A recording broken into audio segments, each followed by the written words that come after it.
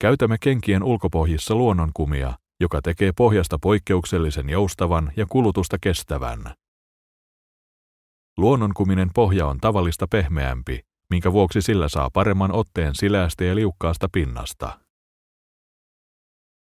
Lastenkengissä käytämme kumista valmistettua Max Grip-pohjaamme, koska kokemuksemme mukaan kumilla on muita materiaaleja parempi pito jäällä ja lumella.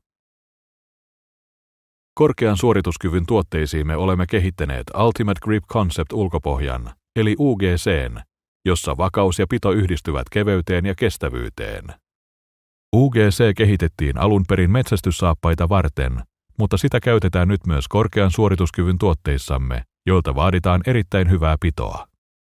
Jäykkä nailonpäällys antaa hyvän vakauden koko jalalle, koko askelluksen ajan. Iskua vaimentava EVA-tyyny pohjan tukivyöhykkeessä kantaosassa. Joustovyöhyke antaa metsästys- ja tunturisaappaissa tarvittavan jouston. Välipohja kevyttä polyuretaania. Välipohjan korkeat, vahvistetut reunat antavat maksimaalisen vakauden ja suojan epätasaisessa maastossa. Välipohja myös vaimentaa iskuja, ehkäisee vääntymistä ja mahdollistaa luonnollisen askelluksen. UGC-ulkopohjan pehmeä kumiseos ja ainutlaatuinen tartuntakuviointi pitää poikkeuksellisen hyvin märillä ja liukkailla pinnoilla.